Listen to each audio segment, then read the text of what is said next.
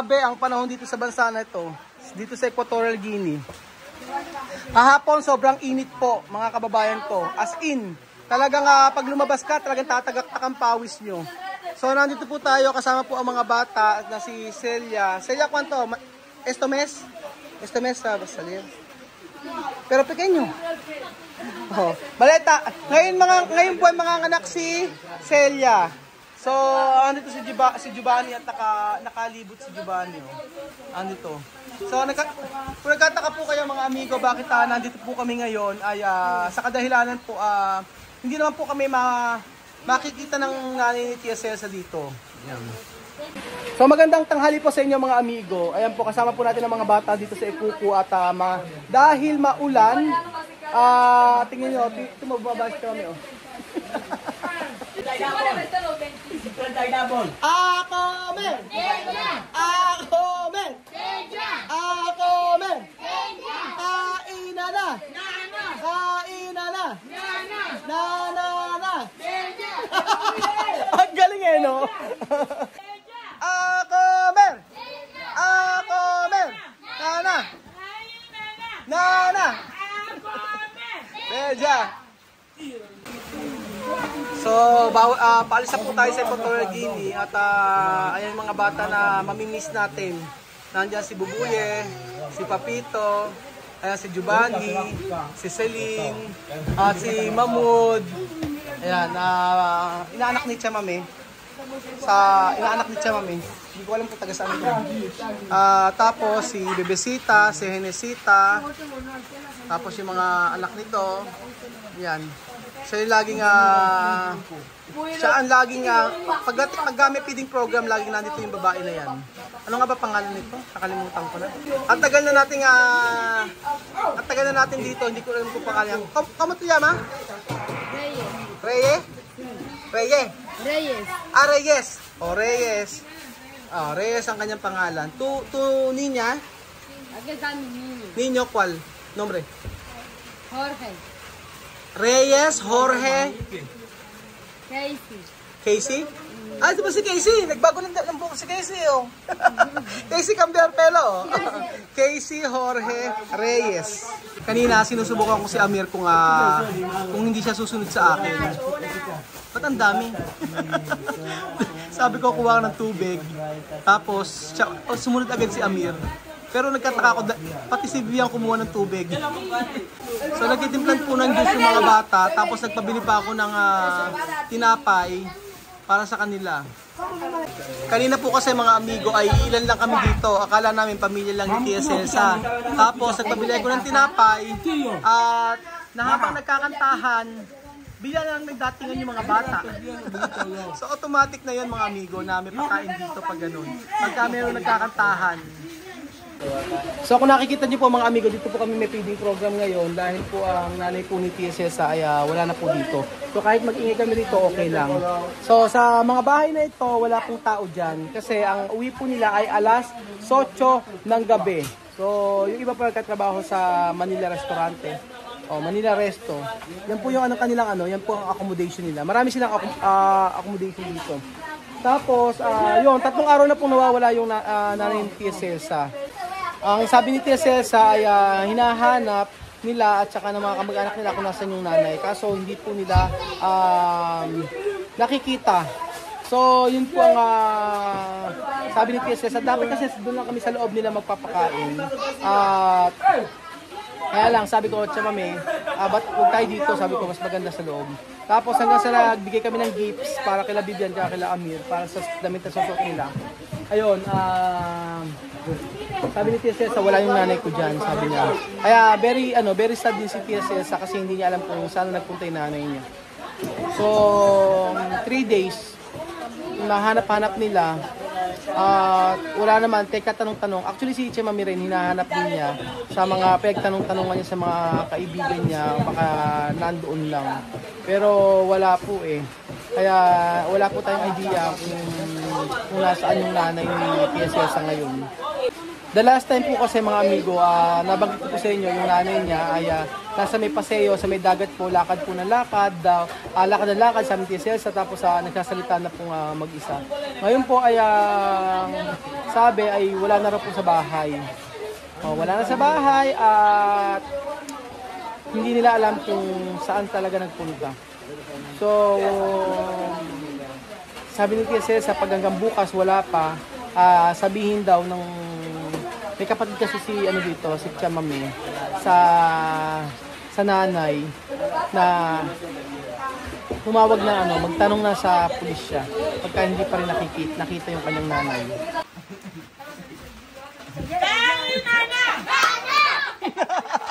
Ang ingay ni Tia Celsa.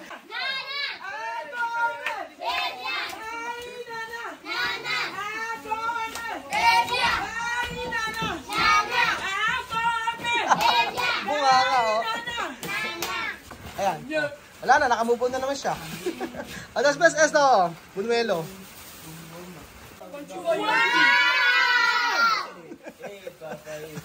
Ang kulit no?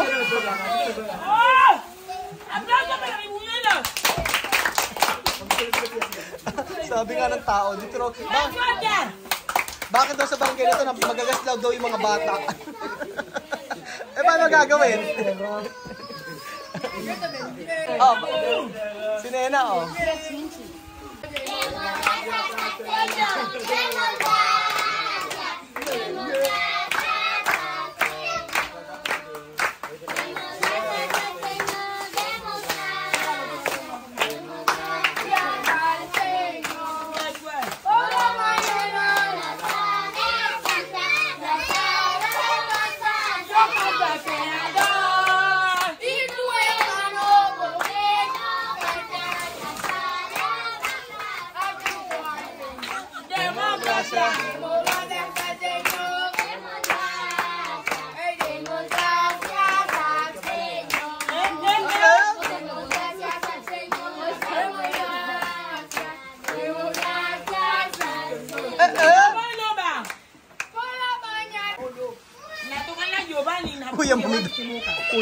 Kuya Mami. Ha? Kuya Mami? Amod. Misma. Kuya Mami. Chamame rezar. Chamame llorar cuando ir ahí. Tú llorar cuando nosotros ir porque Mamud. Iyak si Chamame. Iyak to si Chamame pagka umalis kasi si Mamud tsaka si Nena.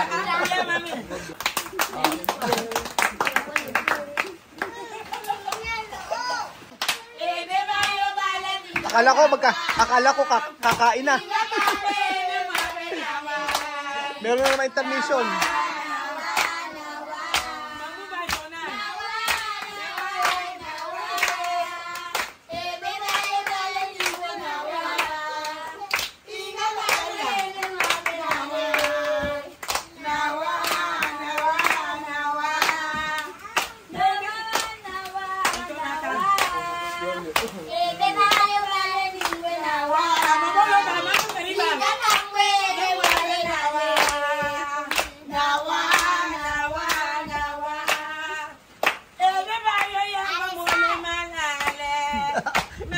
Mag-pray na raw, sabi ni Alima.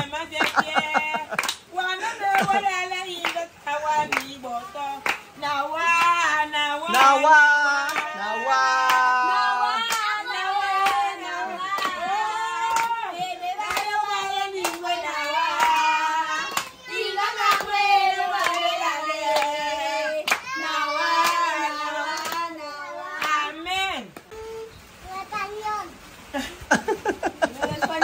Espanyol daw. Demokrasya daw. Deka Mamud. Galing demokrasya sa kinakanta niya, no?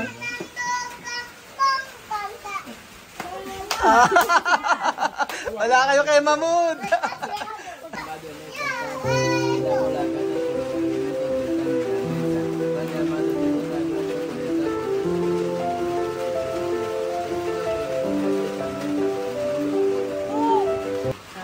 Amen!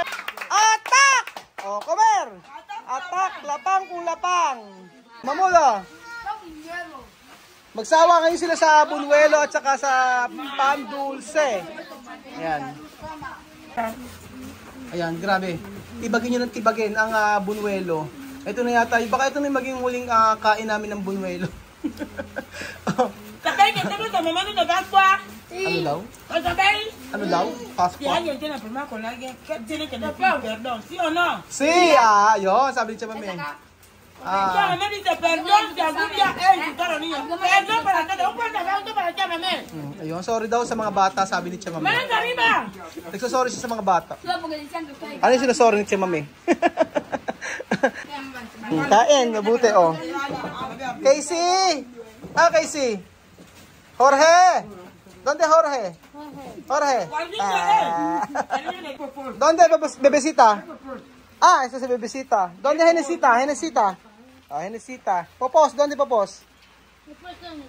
Wala si Popos. ¿Dónde Dani? Dani. Si Dani.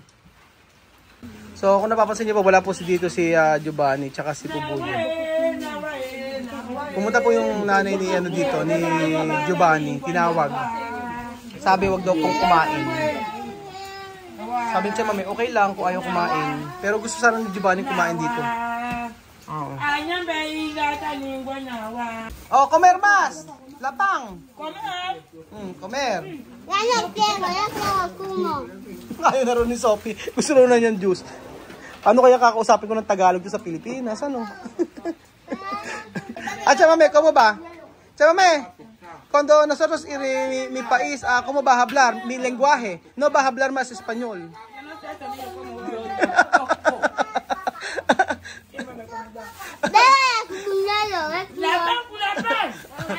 Hindi ako naintindihan siya, Mami. Paano ko kakausapin sila? Sila mismo pagka sa Pilipinas, Tagalog agad. Sophie, ¿tú quieres más?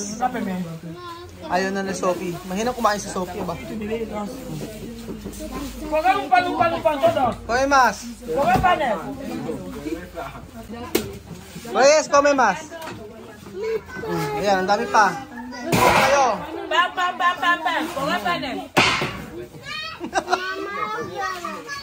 Doon, Nena. Oh. Ayan. Ang juice. Nena, tu quieres más? Parang nanay naman to si Celia. Oh. Sa totoo lang, sa lahat ng kapitbahay ni Tia Mami, ito napakabait si Celia. Si Celia napakabait na bata. Never nagka-problema si Tia Mami dito.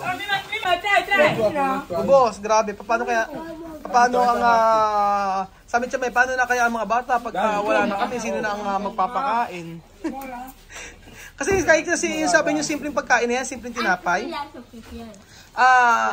Mas okay kasi hindi sila kumain ng hapunan.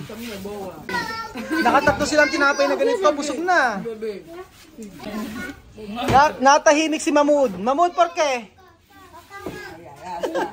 Napupuro si Mahmoud. Nakakatuwa si Mahmoud, nagsabi, napupu ako, sabi niya, kaka daw kaka. Napupo sa sobrang kasasayaw tsaka kakakain. Kaya nagpunta dito. Mahmoud, tut yan ay kaka? Ay kaka?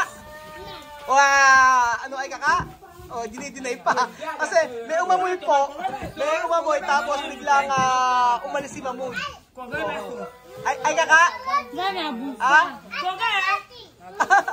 Alima, ¿está bien? ¿Consumo? Yan si Alima, oh. Relax si Alima. Sinasaw-saw sa juice, oh.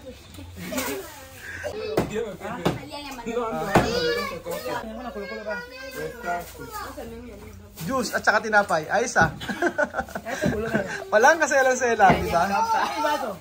Ay, kaka! Ay, sabi ko meron kang pupo. Sabi niya, hindi, meron akong diaper. Natatawa ko kay Mamud. Hyper na hyper kanina si Mamud kasasayaw tsaka kanta. Tapos pagkatapos kumain, meron silang naamoy. Tapos umalis si Mamud, nagpunta dito. Tapos tinatanggi niya na hindi raw siya pumupo. Tapos ayan si Nena, oh. Nena, oh, bakit ano nangyari? Bagong gising yata si Nena eh. Oh. Salamat po mga amigo sa panonood ng video na to at God bless po.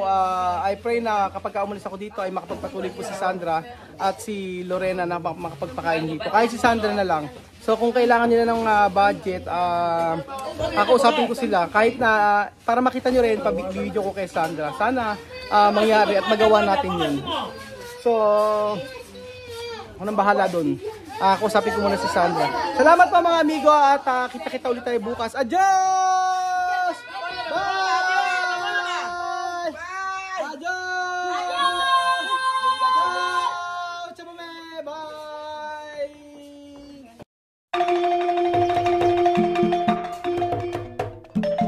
Na-appreciate ko yung paano sila nagdadasal.